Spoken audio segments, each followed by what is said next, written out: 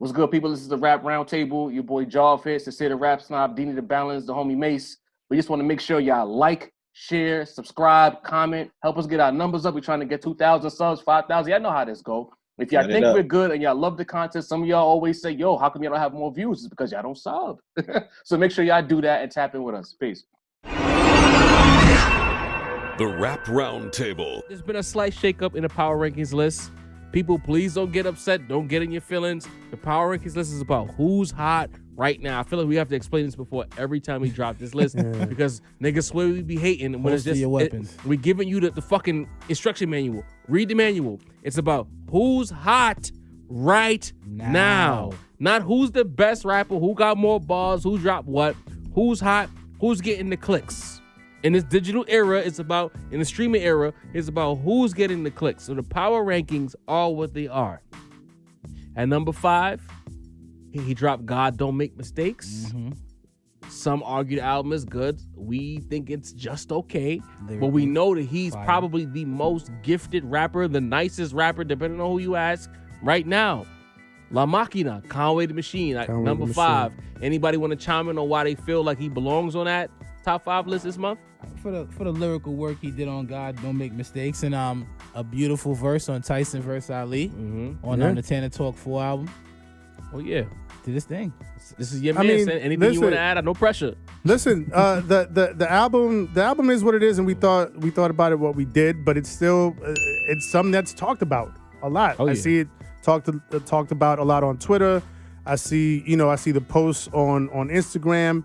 Regardless of what you thought of the album, if it lived up to the expectations or not, it's getting talked about. It's something that is part of a grander conversation out there. So fair is fair. Shout out to La Machina himself, and I feel like we'll probably get another project from him later this year because that's just how Griselda works. Yep. They're gonna give you 1, maybe 2, maybe 3 projects in a year. You know what I mean? On the way. Right. That's gonna be fire. Crazy. Yeah. That's gonna be an album of the year conversations. Mm-hmm. Number 4 on the Rap Roundtable power ranking list, we have Lil Durk, one of the biggest artists of 2021. Young Durk, he's beefing with NBA Youngboy. He just did the Drink Champs. Well, not the Drink Champs. $1 million worth of game podcast. Yep.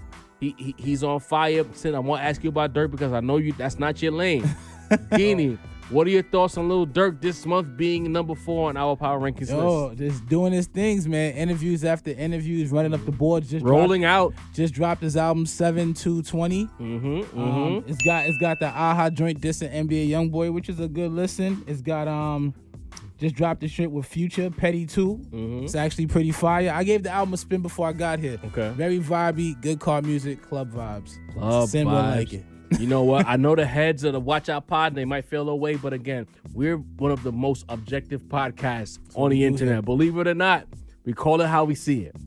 Number 3 on our power rankings list, we have Kanye West. Sincere talked to us about why Ye is number 3. Listen, apparently Down to 2 dropped. I wouldn't know because I don't have a stem player. What the fuck are you talking about? But it's out there. People are talking about it. It's heavily talked about.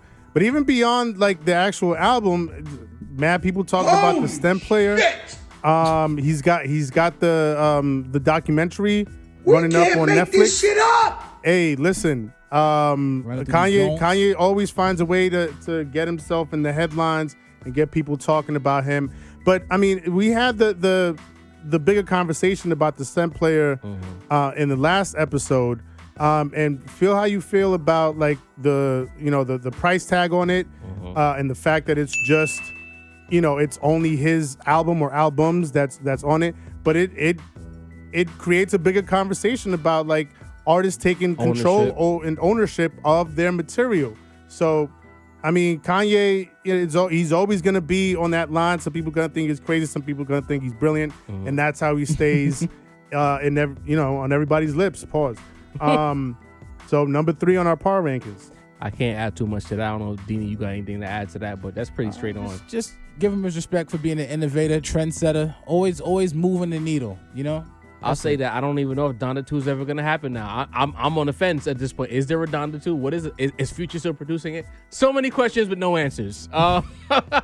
Number 2 on the Rap Roundtable Power Rankings list, we have Pusha T. Push. Yuck. Hear Me Clearly drop. Super Fire. Blows Diet Coke out of the water. What blows? It does. It does. Diet You know Coke it is does. fire, bro. Well, this is Blue Flame, like I said earlier in the episode. It's not close. Yoga Flame. Listen, He smoked it. Go ahead, Sid. To me, 2 fire singles. I start. am absolutely souped, amped for the album. Mm-hmm. Pharrell's out there talking about it. Talking about, I don't want Pusha T being a mixtape rapper his whole life. Kind of standards a little last bit. album was a classic. What are you talking Yeah, about? listen. But yeah, I mean, the rollout is in full swing. I'm really amped for the album, 2 fire singles. I'm here for it. Danny? Like I said last time, man, on 41, man, Pusha T fan since 98, man, and it hasn't given me a reason to not be a fan since. Keep up the good work, brother. Listen, on Hear Me Clearly, right? If you're a rap fan, that's some of the best rapping. The first verse specifically. That is some of the best technical rap. Bar work, voice control, breathing, bars, charisma you've ever heard in your life. And I'm not even overselling it. Tap in. That's the craziest part about it. I'm not overselling it. This motherfucker, how are you still getting better? It's crazy. Hear Me Clearly is top notch. Listen, I appreciate everything Pusha is doing, but even with all that said, he is not number one. Number one for this month, it should be really fucking obvious. Yes. Tana Talk 4 is out now. Yes, Butcher sir. coming, nigga. The nigga dropped the LA Leakers freestyle. And blacked on it. Blacked. Number one on the Rap Roundtable Power Rankings list. Deservedly so. Benny the Butcher. Sincere. Listen, man, I was the first one to bring Griselda to this table to see what Benny's doing, see what everybody's doing. But like right now, Benny, his run right now, he just dropped Tana Talk 4. And that's not even his Def Jam debut. We still got that coming. Benny is on a hell of a run right now, man. And I'm buying all the stock. What can I say, man? Tana Talk 4. Chart placements. Better production. Sound quality. A future star on the way. Def Jam album gonna be coming out soon, they say? Soon?